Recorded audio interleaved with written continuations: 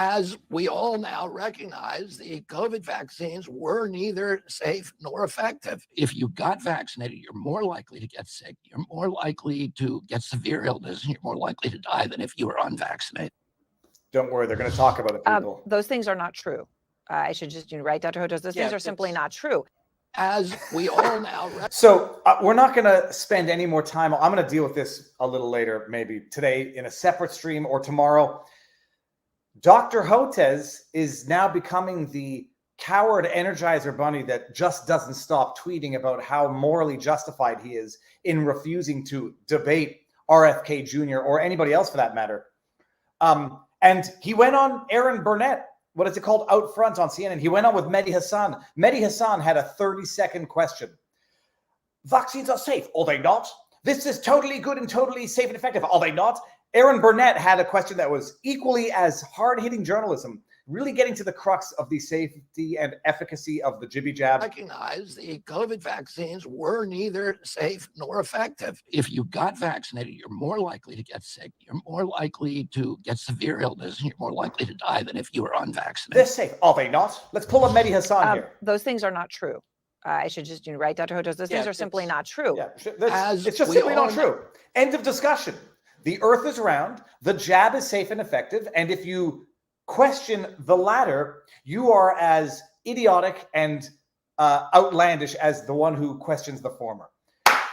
Oh, all right. So that is the Peter Hotez. The saga is still continuing. He's retweeting articles about how he doesn't have to debate RFK Jr. He doesn't have to debate anybody. In fact, by even debating this foregone conclusion, he's undermining science itself. It's wonderful. That's the segue into the discussion of the day. Barnes had an idea the other night, for those who are watching vivabarneslaw.locals.com, as to whether or not we should review not just RFK Jr.'s most recent speech, which people are comparing to JFK Jr.'s peace speech from 50 years ago? I don't know how many years ago now. We're going to go over the speeches. We're going to talk about them. Anybody who watched RFK Jr.'s speech, which was broadcast, I think exclusively on Rumble the other night, it was amazing. So we're going to go over, we're going to talk about it, hear what Barnes has to say, and we'll probably talk about other stuff as well. So nothing for Rumble Live. Hold on. Barnes, I'm going to bring you in for a second. I'm going to bring you in the entire time. Sir, how goes the battle? Free Assange. Right, good. Now, let me see. Are we not currently live on Rumble? We should be. Hold on. Press play. No, we are live on Rumble. I don't know if it's a problem. Hold on. I hear myself in the background. There we go. I don't know if people are playing games and trying to distract, or they actually don't see it on Rumble. But hold on. I'm not sure that I'm on my good mic. Settings. I knew I was forgetting something tonight. It's on the default mic. Hold on, because my mic is not plugged in is why. I knew I was forgetting something. Hold on just 1 second. All right. Hold up. Come on. Get the good mic. You and... Okay. Robert, this should be the better mic. Oh, yeah, that's the fancy mic. That's the fancy mic. So, Robert, how's it going? Good. You're drinking sugar-free Monster. Yeah, good way to start the morning out here in Vegas. So gross. All right. I say that without judgment. I just had a Diet Coke upstairs, but it's after lunch for me. Okay, Robert, we're gonna dissect our JFK Jr.'s peace speech compared to JFK Senior's. Yeah, JFK Senior. Yes, President. Yep. And then we're going to move into RFK Jr.'s most recent speech and analyze and dissect. So we're live on Rumble. We're good. And let me just make sure that we are live on Locals, where we should also be. Let's just do this one more time. Sorry. I see the chat rolling in Locals. Okay, good. All right, Robert. So how do you want to do it? So, yeah, the background is in June of 20th, 1963, that Robert Kennedy is honoring by making this speech in June 20th, 2023, the 60-year anniversary of his uncle, President John Kennedy's speech at St. Anselm College in New Hampshire. It was known as the Peace Speech by President Kennedy. And the background of that speech was the lead up to the entire dynamic of the Kennedy administration. And what Robert Kennedy Jr. is doing is calling back to that. Not only calling back to that as part of his own campaign, but part of his own campaign is restoring the memory of the Kennedy legacy and reestablishing what it really was about and reminding the public that there was an alternative path in the past not taken, but it's an alternative path that can still be taken.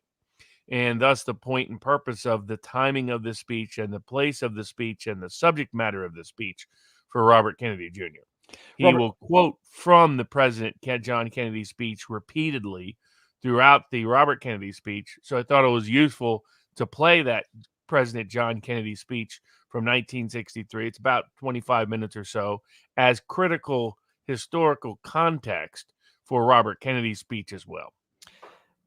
We might get to this question a little later, but maybe now's the time to ask also, is there not a strategic risk in invoking or appealing to his father and his uncle too much, in terms of people might say he's not relying on the legacy, but rather distracting from his own potential future legacy by continually bringing it back to the family legacy?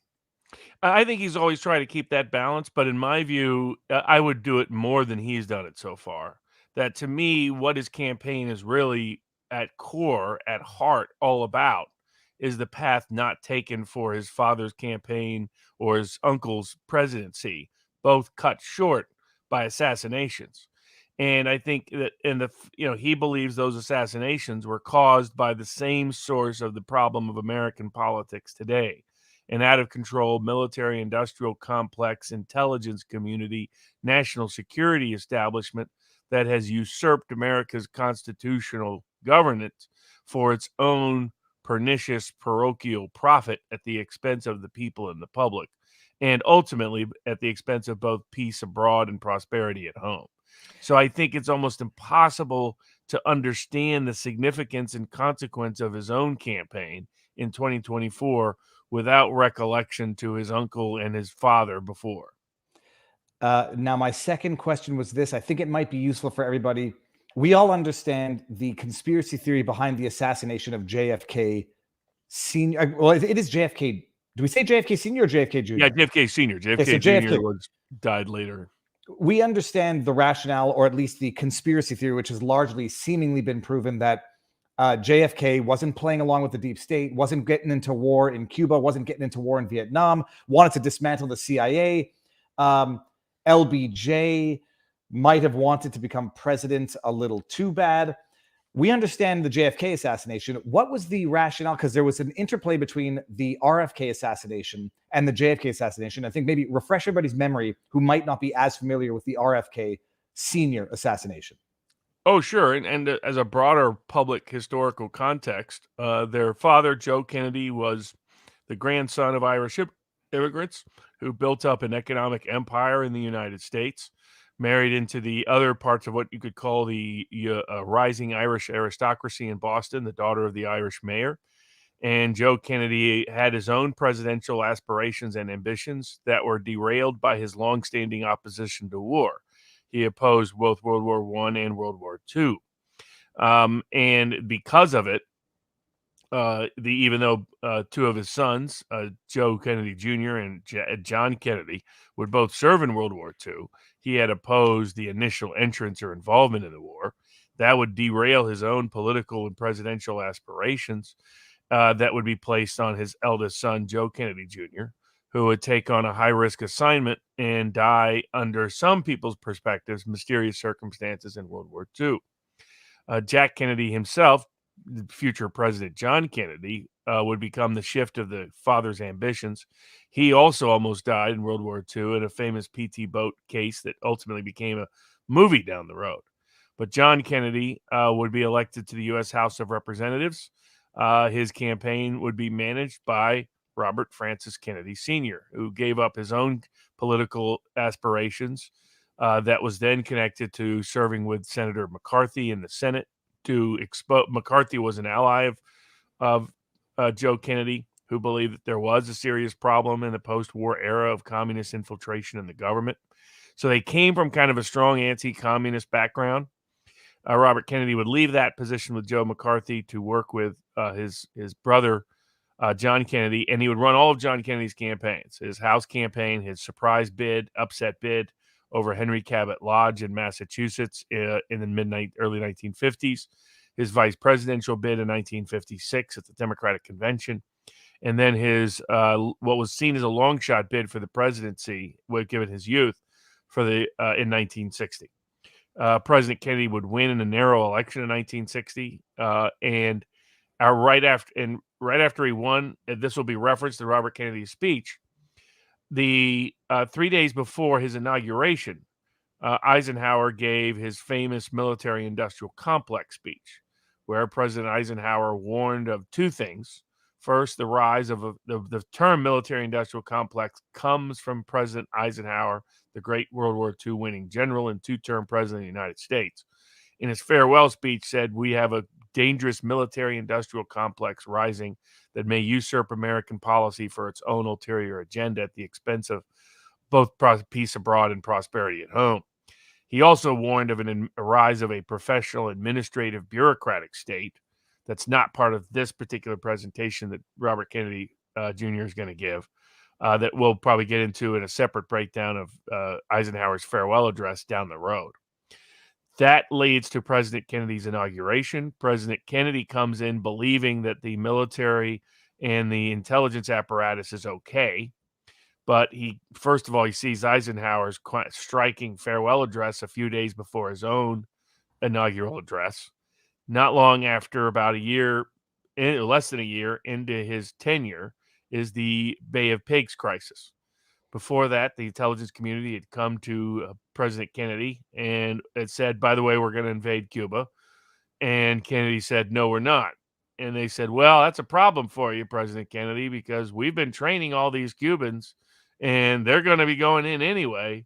So we really need to back them unless you want a bunch of armed, crazy Cubans running around the country saying you're soft on communism." He also ran into problems with crazy military people overseas that people like Eric Hunley and Mark Robert at America's Untold Stories have broken down in some great detail. Some of the crazy generals involved that are featured and loosely or indirectly in the film Dr. Strangelove. That what President Kennedy walks into is that Dr. Strangelove isn't really cinematic. Dr. Strangelove is inspired by real characters and true events of an intelligence community that's always lying to him, and Robert Kennedy Jr. will mention this in his speech, in a military-industrial complex that wants to wage nuclear war, that believes in nuclear war. And they try to use the Bay of Pigs to try to escalate. He refuses, doesn't send in the Air Force after they, try to sucker him into doing so. He says he's going to disperse the CIA to the wind, and his first steps against the deep state are made by the removal of Alan Dulles and several of his key allies from the Central Intelligence Agency, including one man who is the brother of the mayor of Dallas, by the way. Another one of these crazy generals removes another crazy general that's obsessed with Manchurian Candidate type stuff in Germany. That general will also end up playing a role in the Kennedy assassination. Robert Kennedy tries to put that general in the nut house for a little while because of how nuts that general actually was. That's another story for another day that also talked about in America's Untold Stories. During the brief time leading up to the President Kennedy speech in June of 1963, he has already declined war in Cuba, declined war in Laos, declined war in Vietnam, declined to escalate with nuclear weapons in any of those conflicts. He has already set up a secret red phone to directly communicate with Khrushchev from his home in Hyannisport. He's already communicating through a Soviet spy at Robert Kennedy's home in Virginia by communicating to Khrushchev directly, because both, as Robert Kennedy Jr. will mention, Khrushchev and Kennedy realize they are surrounded by nuts, insane military industrial complex officials in both governments and intelligence communities in both governments that are doing everything possible to cause nuclear Armageddon. And so they engage in secret peace treaty discussions, secret nuclear armament reduction discussions. President Kennedy agrees that Cuba will be left alone in exchange for the Soviet Union withdrawing its nuclear arms from Cuba in what was popularly known in America as the Cuban Missile Crisis. In exchange, President Kennedy removes nuclear armaments from Russia's border in Turkey. And they also start negotiating the first efforts to reduce nuclear testing and nuclear arms development in the world. President Kennedy starts the Peace Corps and wants to build using humanitarian and economic efforts as the foundation for the American future enterprise abroad, while reducing the military budgets and the power of the military-industrial complex and the CIA and the intelligence apparatus at home. Some people believe that it's this June speech he will later on, for example, withdraw even military advisors from Vietnam and order all of them brought home a month before his assassination. Many people believe the speech that President Kennedy, that we're going to go over here in June of 1963, is the speech that launched the plans to assassinate him within the intelligence community and military-industrial complex. After he's assassinated, his brother Robert Kennedy steps down from the Johnson administration, runs and wins for the New York Senate seat in 1964. And then in 1968, after he sees McCarthy's success in New Hampshire, decides to enter the race for the presidency himself, which he had been reluctant to do because of fear that the race would be called the Kennedy-Johnson race, not be called What's Wrong with America race. Part of his campaign book, Robert Francis Kennedy Sr., is To Seek a Newer World, quoting from Lord Byron or Lord Tennyson. And from the poet that Robert Kennedy Sr. was fond of quoting, it was thought of as a long shot bid. At the time he entered his race, only 2 Democratic officials had endorsed his campaign. One of them was the state party chairman from my home state of Tennessee, who I knew. He had only one support of one union. He had the support of no no media publishers. They all opposed his entry. No support of the think tanks or the academics. Many of the Hollywood celebrities that had loved the Kennedys abandoned his candidacy and would not support it. He was thought of as a lone and a long shot bid that would disgrace the Kennedy family name. By the end of it, the President L.B. Lyndon Baines Johnson, so fearful of a humiliating defeat to Robert Francis Kennedy, he withdrew from the presidential nomination process. And by California, Robert Francis Kennedy Sr. was the likely nominee of the Democratic Party in 1968 for the presidency and leading all polls. The night after he declared victory in California, he was shot dead in a kitchen. And by future studies by RFK Jr.'s analysis, it was the security guard connected to the defense contractors and the military-industrial complex and intelligence community who was actually responsible for his death. It was blamed on Sirhan, but the key shot that killed there's no evidence actually any shot from Sirhan even hit Robert Kennedy. And from what I understand, Sirhan, they identified the gun. It had either 6 or 8 shots. They tracked all of them because as he fired 2 and missed and was pinned to the ground, he kept on pulling the trigger, and all of those bullets were accounted for. And so what was not accounted for were the bullet holes in the back of RFK Sr. And what do they call it? Contacts. And other people that were shot right behind him who also believe that Robert Kennedy was killed, and the real assassin was the security guard who died in the Philippines a few years ago, who had was tracking and guiding Robert Kennedy that night, going in the opposite direction of which way he should have been going, and shot him in the back of the head as soon as the distraction of Sirhan started. Robert Francis Kennedy Jr. came out and discussed both of these things beginning about 5-6 years ago, being very public about his beliefs that the deep state was behind the assassination of both President John Kennedy and his father, Robert Francis Kennedy Sr. And it's an animating purpose of his campaign, not for necessarily, I'll put it that way, for avenging his father and uncle's deaths, but for restoring the path to peace abroad and prosperity at home that was denied by their twin assassinations. And I'm going to bring just this up here, the quote. Former President Truman, whose administration established the CIA in 1947, said in 1963 that by then he saw, quote, something about the way the CIA has been functioning that is casting a shadow over our historic positions, and I feel that we need to correct it. President Kennedy, as the enormity of the Bay of Pigs disaster came home to him, said to one of the highest officials of his administration that he wanted, quote, wanted to splinter the CIA in 1,000 pieces and scatter it to the wind, which... And Robert Francis Kennedy Jr., will quote from that and also quoted from it in his announcement speech. He made that exact reference in his announcement speech. So that's the historical context and social context of both President Kennedy's speech that we'll break down in presidential candidate Robert Francis Kennedy Jr.'s speech a few days ago in New Hampshire. And it's important context to understand what's this speech about, why now, why here, why then, why there, to understand its real political ramifications and consequence.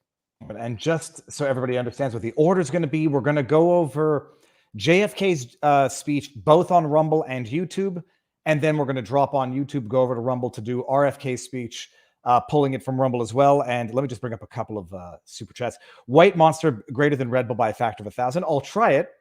RFK's, this is not a super chat. This is a comment. Maybe we'll get to this later. I'm going to keep it start up here. And Ginger Ninja, history in high school and college are a joke. I feel utterly robbed for being taught about 1% of what Robert is covering. So frustrating. I'm now realizing that in retrospect as well. We were not necessarily taught everything or even taught the accurate portion of that which they decided to teach us. All right, Robert. So what I'm going to do here, I'm going to bring up JFK's speech, which I believe is not that one. It's this one. And you'll tell me when you want me to pause. Yeah. Is this it? Here we go. Okay. Excellent. President Anderson, members of the faculty, Board of Trustees, distinguished guests, my old colleague, Senator Bob Byrd, who has earned his degree through many years of attending Knight Law School, while I am earning mine in the next 30 minutes, distinguished guests, ladies and gentlemen. It is with great pride that I participate in this ceremony of the American University, sponsored by the Methodist Church, founded by Bishop John Fletcher Hurst, and first opened by President Woodrow Wilson. Robert, do we let me just pause it. Do we know, I don't know what the American University is. Should I know? Oh, okay, yeah. So that's the university in DC. Okay. That's just a university. It's a college and law school. It sounds like this was actually the law school commencement speech at Okay. American University, June 10th, 1963. We can see here on the bottom where people want to hear things. Okay, let's go. And, okay, I'll play it through. This is a young and growing university, but it has already fulfilled Bishop Hurst's enlightened hope for the study of history and public affairs in a city devoted to the making of history and to the conduct of the public's business.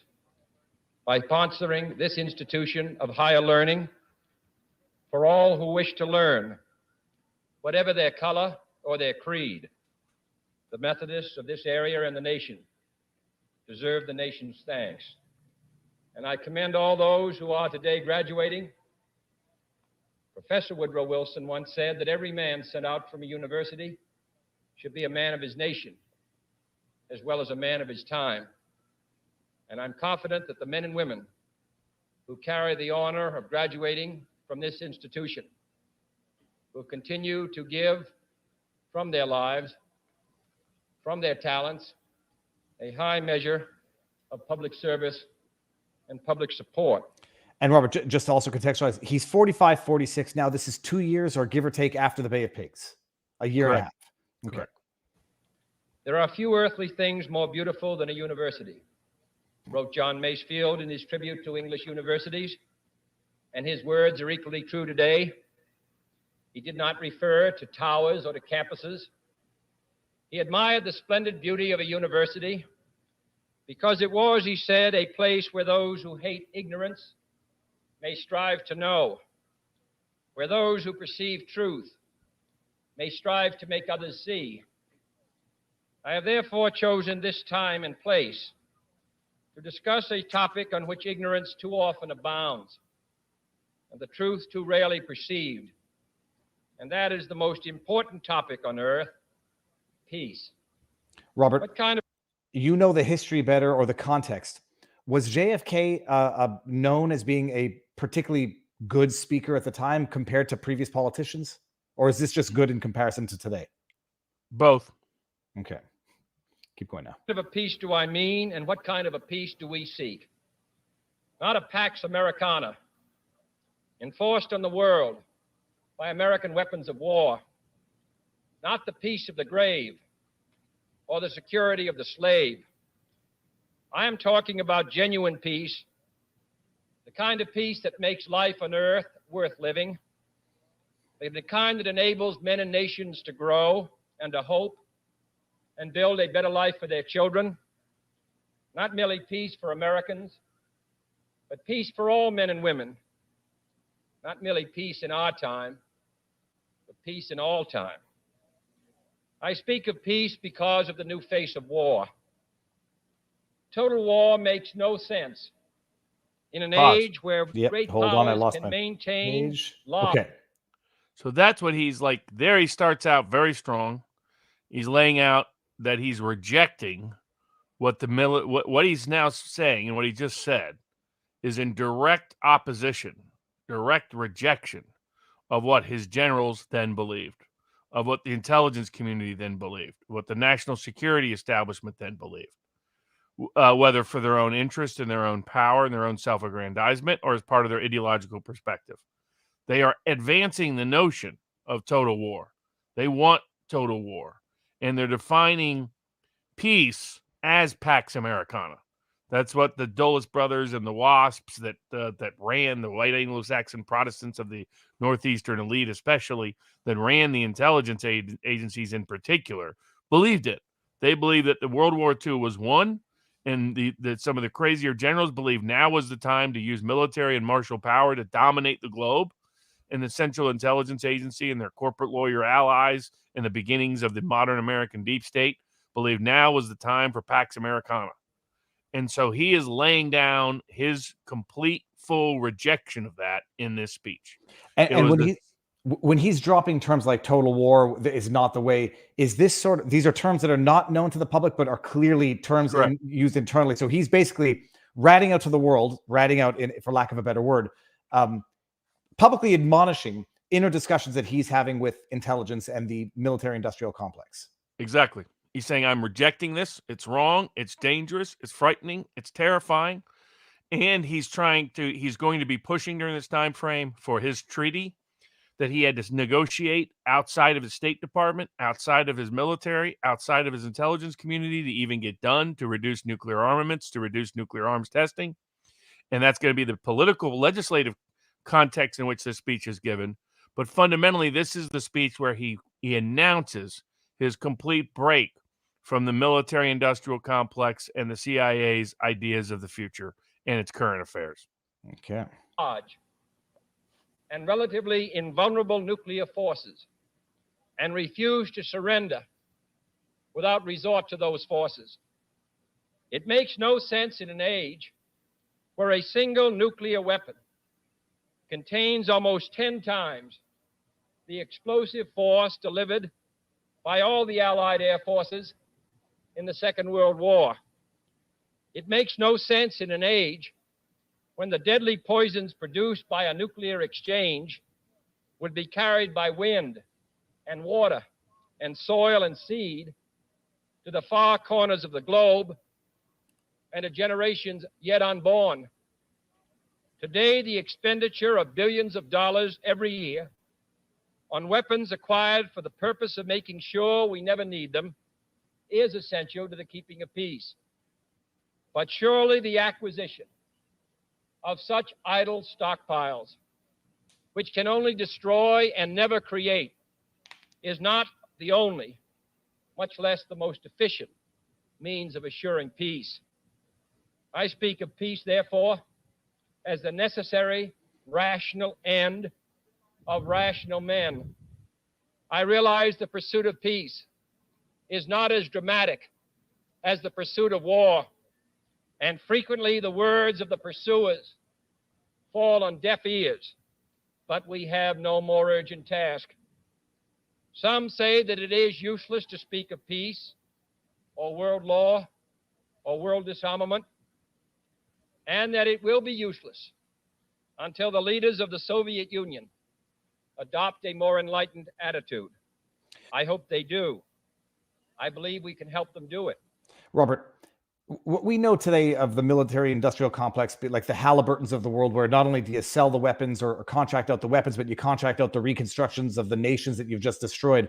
Was it roughly the same or not yet that developed at this time? Like, you'll get into Vietnam, but was it a fully developed military industrial complex, or just the weapons and we bomb the hell out of the countries and we don't worry about rebuilding? It was already fully developed, but it was and it was coming to its policy expression. And this was the first major conflict it faced. Eisenhower tried to restrain them. So they really were built up in World War II itself. That creates the military industrial complex. What's unusual is that it survived the war. Typically, there's a drawdown. Here, there wasn't. Not of any great consequence. And they used the fear of the Soviet Union as their excuse. Also as their excuse for overthrowing governments all around the world. And remember, the Kennedys come into this believing there is a great threat of communists. Hence, they're friends with Joe McCarthy. They're strong on building up a strong defense. And it's when he gets into the White House, he realizes that he's been misled about what's really the American people have been misled. And that this is about the self-aggrandizement and empire desires of a small, now enriched elite that, people like James Jesus Angleton would later brag about the CIA, that he had blackmailed and bribed and extorted all the key people in Congress and in the governmental administration. So that they're in their full throttle power in the early 1960s. This is the first, they've run in their first opponent. And this speech basically is a denunciation of their beliefs, number one. Number two, an articulation of an alternative path. And number three, a presentation to the American public about why his path is the better, sounder path. And here he's talking about one of the excuses is fear of the Soviet Union.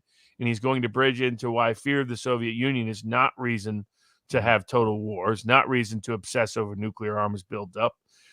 In fact, we should reconsider why we hate them in the first place, because that will allow us to readjust to a better peace-oriented policy rather than a policy obsessed with the anti-communism that consumed him and his brother just a decade before. Okay. But I also believe that we must re-examine our own attitudes as individuals and as a nation, for our attitude is as essential as theirs. And every graduate of this school, every thoughtful citizen who despairs of war and wishes to bring peace should begin by looking inward, by examining his own attitude towards the possibilities of peace, towards the Soviet Union, towards the course of the Cold War, and towards freedom and peace here at home. First, examine our attitude towards peace itself. Too many of us think it is impossible. Too many think it is unreal, but that is a dangerous, defeatist belief. It leads to the conclusion that war is inevitable, that mankind is doomed, that we are gripped by forces we cannot control. We need not accept that view.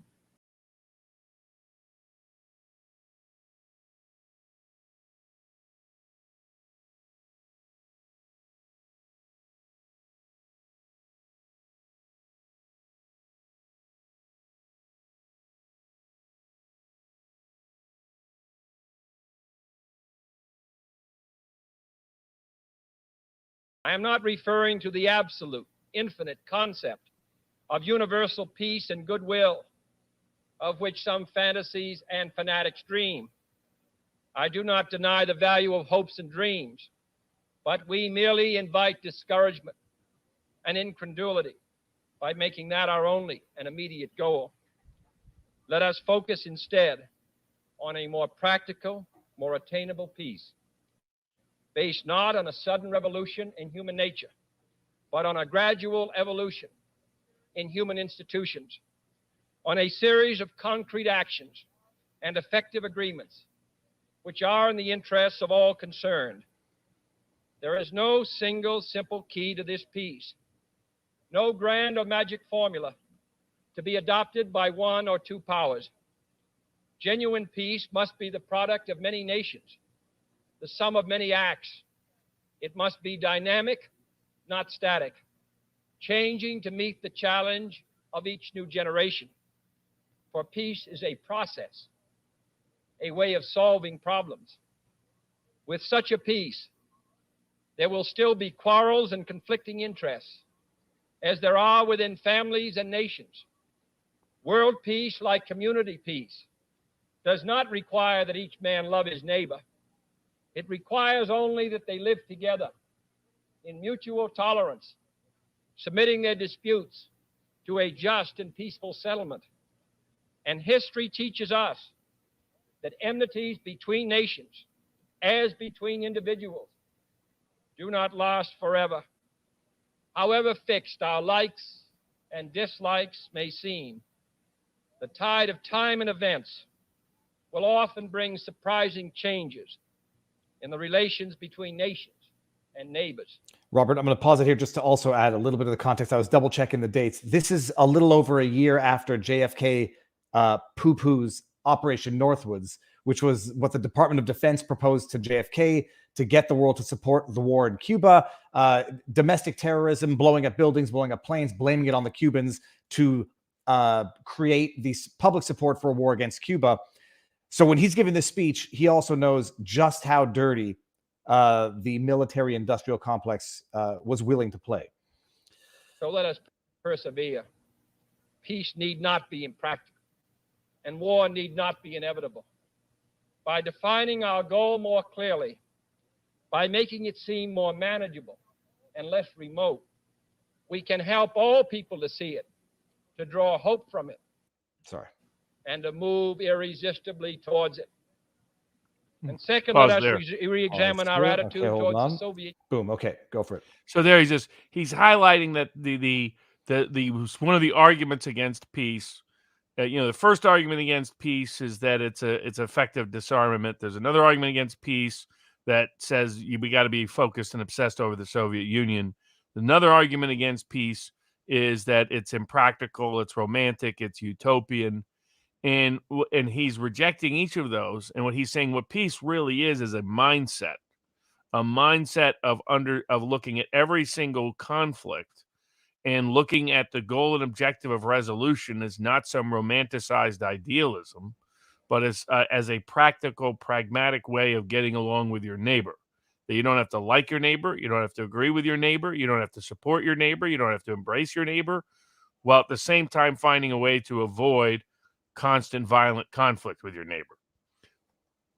I got to get rid of that YouTube thing there. Okay, there we go. I'm just going to scroll. Need not be inevitable. Okay, got it. By defining our goal more clearly, by making it seem more manageable and less remote, we can help all people to see it, to draw hope from it, and to move irresistibly towards it.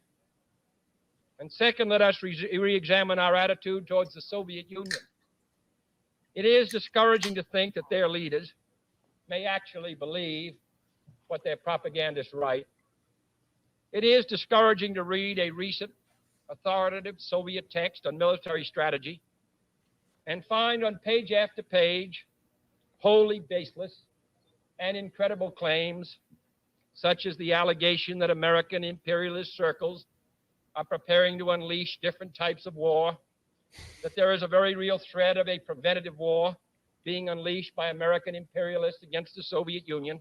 Robert, let me stop you there. Is he saying this tongue-in-cheek, like thumbing his nose at the intelligence community, that he's saying it's ridiculous that they should believe this, but it sounds pretty plausible that it was accurate even at the time?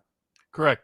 So what he's saying is publicly, he's caricaturing. Well, not caricaturing. He's attacking these ideas by calling them so comical and absurd that the Soviets must be making them up, when in fact he knows his own intelligence community and military industrial complex are actually propounding exactly what he's describing. Okay. I get it. My goodness. It only takes 45 years and 60 years of knowledge, history to get it, but I think I get it now. And that the political aims, and I quote, of the American imperialists are to enslave economically and politically the European and other capitalist countries and to achieve world domination by means of aggressive war, unquote. Truly, as it was written long ago, the wicked flee when no man pursueth. Yet it is sad to read these Soviet statements, to realize the extent of the gulf between us. But it is also a warning to the American people not to fall into the same trap as the Soviets, not to see only a distorted and desperate view of the other side, not to see conflict as inevitable, accommodation as impossible, and communication as nothing more than an exchange of threats. No government or social system is so evil that its people must be considered as lacking in virtue. As Americans, we find communism profoundly repugnant as a negation of personal freedom and dignity. But we can still hail the Russian people for their many achievements in science and space, in economic and industrial growth, in culture, in acts of courage. Among the many traits the peoples of our two countries have in common, none is stronger than our mutual abhorrence of war. Almost unique among the major world powers, we have never been at war with each other. And no nation in the history of battle ever suffered more than the Soviet Union in the Second World War. At least 20 million lost their lives. Countless millions of homes and families were burned or sacked. A third of the nation's territory, including 2/3 of its industrial base, was turned into a wasteland, a loss equivalent to the destruction of this country east of Chicago. Just to put it into perspective, also, Russia was number one in terms of casualties. China was number two in World War II. Yeah, I mean, Russia by a well, I don't know I don't remember what the Chinese casualties were, but at least in Europe and the West, there was sort of no comparison. And what he's describing here had up until this point not been public. So here he's trying to bridge the audience's gap to about getting away from what Robert Kennedy Jr. will be talking about, this comic book villainization of foreign nations to justify perpetual forever war. And Kennedy here, President Kennedy, saying, and the way he gets them there is he says, look at how the Soviets are mischaracterizing us, not letting his audience know that, in fact, the elites are actually seeking exactly what the Soviets are describing. It's his way of disagreeing with them as well publicly in that way. But he's also using it as a secondary objective. You don't like it when the Soviet Union would pigeonhole you in this way as imperial capitalist. Probably shouldn't we be careful about pigeonholing their whole people in public as nothing more than ravage imperial madmen communists? And we should, and what he's going to bridge here is he's going to explain, you know what? It turns out the Russian people have very legitimate security needs. And those security needs are rooted in the utter horror they've just experienced that we forgot about, that in the West we're not taught, even at that time, that we're not taught World War II, the biggest sufferers of World War II, into a good argument, the prime victors of World War II was Russia, not the United States of America.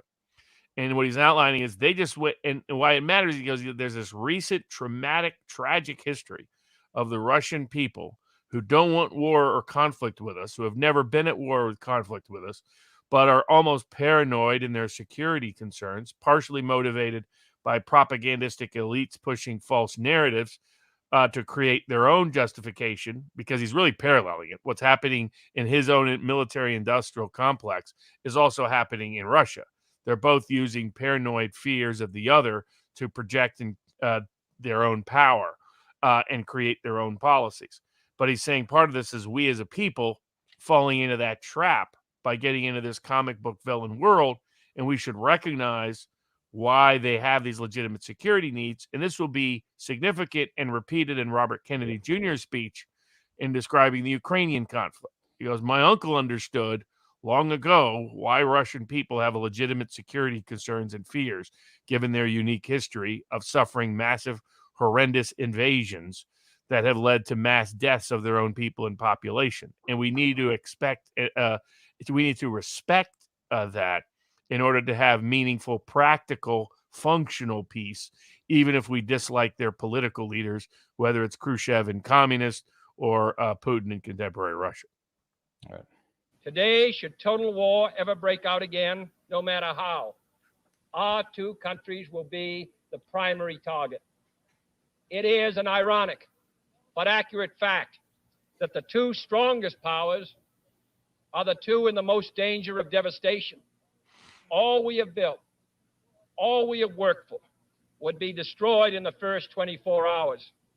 And even in the Cold War, which brings burdens and dangers to so many countries, including this nation's closest allies, our two countries bear the heaviest burdens. For we are both devoting massive sums of money to weapons that could be better devoted to combat ignorance, poverty, and disease. We are both caught up in a vicious and dangerous cycle, with suspicion on one side breeding suspicion on the other, and new weapons begetting counter weapons. In short, both the United States and its allies, and the Soviet Union and its allies, have a mutually deep interest in a just and genuine peace and in holding the arms race. Agreements to this end are in the interests of the Soviet Union as well as ours, and even the most hostile nations can be relied upon to accept and keep those treaty obligations, and only those treaty obligations, which are in their own interest. So let us not be blind to our differences, but let us also direct attention to our common interests and the means by which those differences can be resolved. And if we cannot end now our differences, at least we can help make the world safe for diversity. For in the final analysis, our most basic common link is that we all inhabit this small planet. We all breathe the same air. We all cherish our children's futures, and we are all mortal. Third, let us re-examine our attitude towards the Cold War, remembering we're not engaged in a debate, seeking to pile up debating points. We are not here distributing blame or pointing the finger of judgment. We must deal with the world as it is, and not as it might have been, had the history of the last 18 years been different. We must therefore persevere in the search for peace in the hope that constructive changes within the communist bloc might bring within reach Pause. solutions which now seem... Okay. By the way, you just described realpolitik in a nutshell. The first true realpolitik president in the modern era was Kennedy. That he wasn't an idealist, he wasn't a romanticist, he wasn't any of those things. Because what he's outlining is we've got to be realistic. We can't imagine the world as it could have been, as maybe it should have been, as maybe we would like it to be. We have to recognize it as it is. And how can we, within that framework, adjust our mindset to, on a day-to-day basis, always seek peace rather than war? And Robert, so we're 10 years out of the end of the Korean War, which means now you got North Korea, South Korea. What are we, a year out of the Cuban Missile Crisis? Vietnam is going on, but America's not yet directly involved? Yeah, there's military advisors who are actually secretly fighting on the ground, unbeknownst to President Kennedy. But yes, it's just a generation removed from World War I. This generation, President Kennedy itself participated in World War II, and others that are coming out of the Korean War and almost efforts. I mean, they tried to basically trick him to give people some further background. There were generals who wanted to march on the Soviet Union at the end of World War II. There were generals in Korea who wanted to use nuclear weapons to win the Korean War. Curtis LeMay, who's one of his Air Force directors at this point, who would later be a vice presidential candidate with George Corley-Wallace in 1968, as he would publicly acknowledge then, but not known to the world now, but Kennedy knew, was along with other generals saying, we have a nuclear edge. We should use it now. And it's predicated, the public political premise of it is really behind its Pax Americana, but it's anti-communism, anti-Soviet. And so he's bridging into how do we deal with the reality that communism is not some, wonderful regime, that it is a threat to its own people and populations, while at the same time acknowledge we're probably not going to change that overnight. And we probably, and military martial means is probably not the means to try to do so in the first place. And so he's starting to bridge into that impracticality. In other words, he is preaching for peace from a perspective, like someone asked in the locals chat, what is realpolitik? It means seeing the world as it is. not as you want it to be, not as you imagine it to be, not as you think it should have been, not as it could have been, but as it is. And within that framework, how can you get the most peace? Within that framework, how can you avoid the most war? That's realpolitik. And in fact, you couldn't have a better articulation of it than what President Kennedy just gave. All right. Beyond us. We must conduct our affairs in such a way that it becomes in the communist interest to agree on a genuine peace, and above all, while defending our own vital interests. Nuclear powers must avert those confrontations which bring an adversary to a choice of either a humiliating retreat or a nuclear war. Compare that to the stance vis-a-vis Putin and Russia today involved in the Ukraine. It's 60 years later and nothing has changed. To adopt that kind of course in the nuclear age would be evidence only of the bankruptcy of our policy or of a collective death wish for the world. And pause there. Cure these. To give you that, I mean, notice how aggressive all his language is that he's condemning these people. He's basically saying the policy of his own. He's talking to them as much as he's talking to the country. He's saying your ideas are a death wish. Your ideas are the peace of the grave. Your ideas are not only incredibly dumb, but incredibly dangerous. I mean, it's as harsh a language as you could use to describe what he knows Curtis LeMay's actual belief about the world is. And America's weapons are non-provocative, carefully controlled, designed to deter, and capable of selective use. Our military forces are committed to peace and disciplined in self-restraint. Our diplomats are instructed to avoid unnecessary irritants and purely rhetorical hostility. I had to pause there. Or we can seek a relaxed. Exactly the opposite of what the entire Biden administration has been all about. Right? The Biden administration is constantly provoking and using rhetorical hostilities with anybody and everybody in the name of lecturing in their moral superiority and virtue signaling values. Right? That's the difference between, say, Trump and Biden on, say, China. Trump wasn't going to lecture China on things that are merely rhetorical, that aren't going to change anything, that isn't going to improve anything, that's only going to create unnecessary provocations and undermine an otherwise just peace. In whether it's North Korea or America's economic trade policy with China. That's what he just criticized is what would become American foreign policy modus operandi in many of the successor presidents that followed him. I mean, and not to only pick on Biden, but it just happens to be going on now. It's the most egregious. No, this sounds like he's speaking directly to Biden 60 years in the past. All right. Action of tensions without relaxing our guard. And for our part, we do not need to use threats to prove we are resolute. We do not need to jam foreign broadcasts out of fear our faith will be eroded. We are unwilling to impose our system on any unwilling people, but we are willing and able to engage in peaceful competition with any people on earth. Meanwhile, we seek to strengthen the United Nations to help solve its financial problems, to make it a more effective instrument for peace, to develop it into a genuine world security system, a system capable of resolving disputes on the basis of law, of ensuring the security of the large and the small, and of creating conditions under which arms can finally be abolished. At the same time, we seek to keep peace inside the non-communist world, where many nations, all of them our friends, are divided over issues which weaken Western unity, which invite communist intervention, or which threaten to erupt into war. Our efforts in West New Guinea, in the Congo, in the Middle East, and the Indian subcontinent have been persistent and patient, despite criticism from both sides. We have also tried to set an example for others by seeking to adjust small but significant differences with our own closest neighbors in Mexico and Canada. Speaking of other nations, I wish to make one point clear.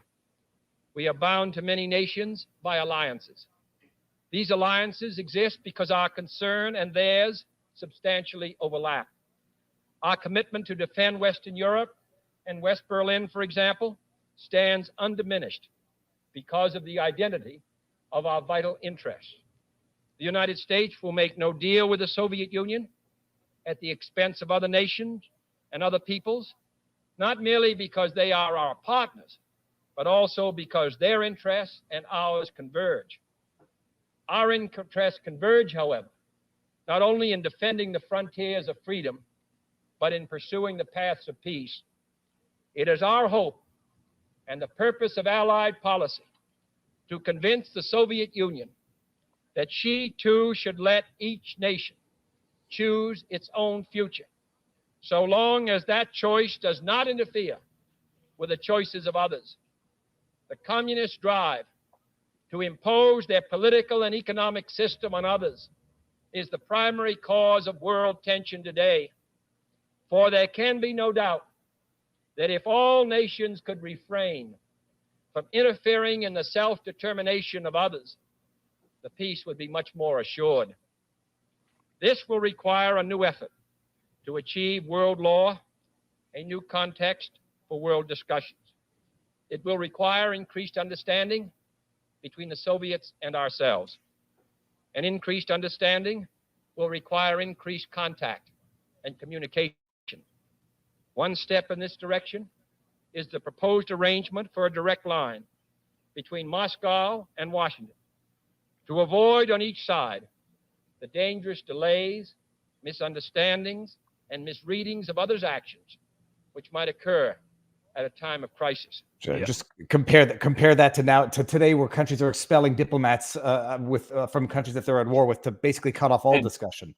And what he's really saying here, and here again, he's trying to couch it as this is, to get popular approval as a manner of avoiding miscommunication, misunderstanding, which he conceives as a primary hurdle to peace around the world and a trigger for war.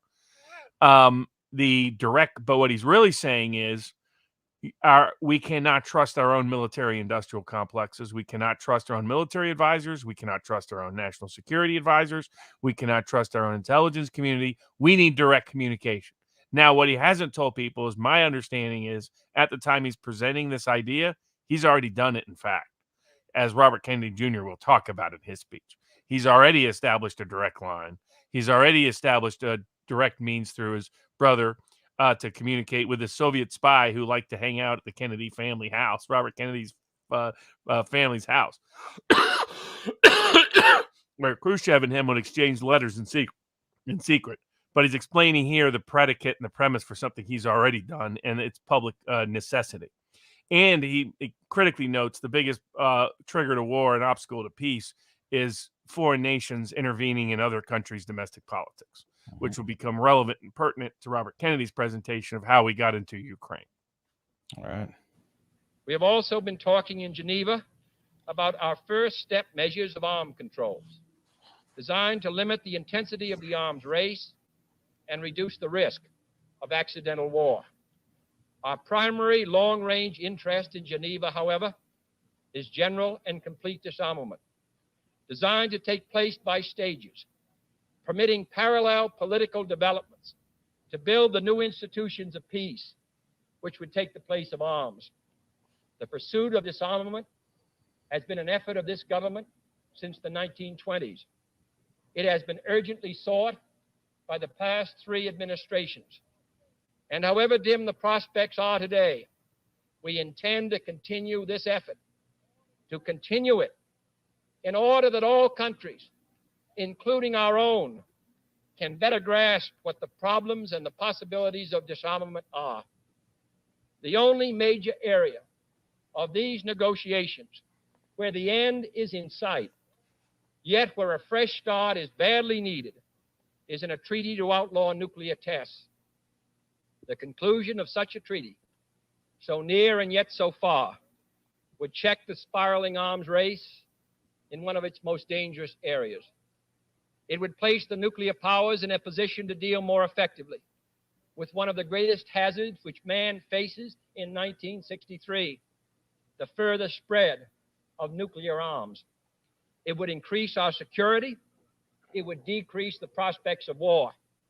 Surely this goal is sufficiently important to require our steady pursuit, yielding neither to the temptation to give up the whole effort, nor the temptation to give up our insistence on vital and responsible safeguards. I'm taking this opportunity, therefore, to announce two important decisions in this regard.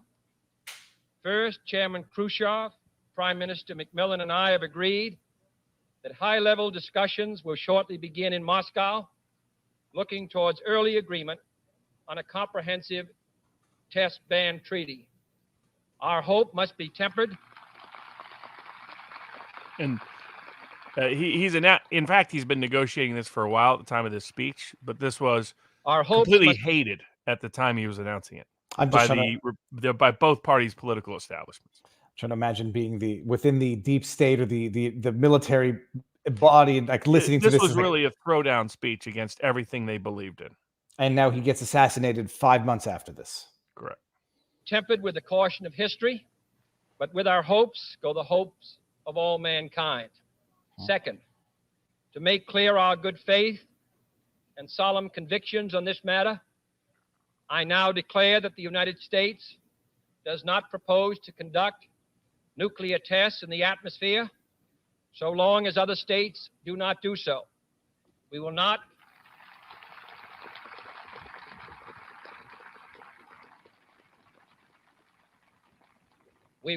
be the first to resume. Such a declaration is no substitute for a formal binding treaty, but I hope it will help us achieve one. Nor would such a treaty be a substitute for disarmament, but I hope it will help us achieve it. Finally, my fellow Americans, let us examine our attitude towards peace and freedom here at home. The quality and spirit of our own society must justify and support our efforts abroad. We must show it in the dedication of our own lives. As many of you who are graduating today will have an opportunity to do by serving without pay in the Peace Corps abroad or in the proposed National Service Corps here at home. But wherever we are, we must all, in our daily lives, live up to the age-old faith that peace and freedom walk together. In too many of our cities today, the peace is not secure because freedom is incomplete. It is the responsibility of the executive branch at all levels of government, local, state, and national, to provide and protect that freedom for all of our citizens by all means within our authority. It is the responsibility of the legislative branch at all levels, wherever the authority is not now adequate, to make it adequate.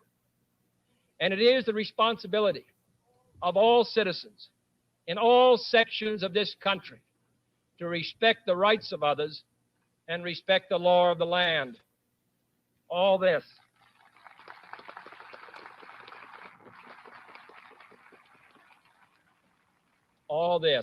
is not unrelated to world peace.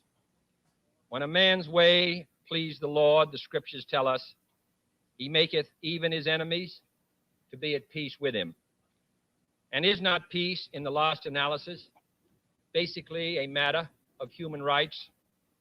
The right to live out our lives without fear of devastation, the right to breathe air as nature provided it, the right of future generations to a healthy existence.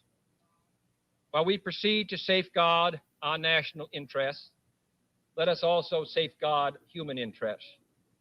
And the elimination of war and arms is clearly in the interest of both.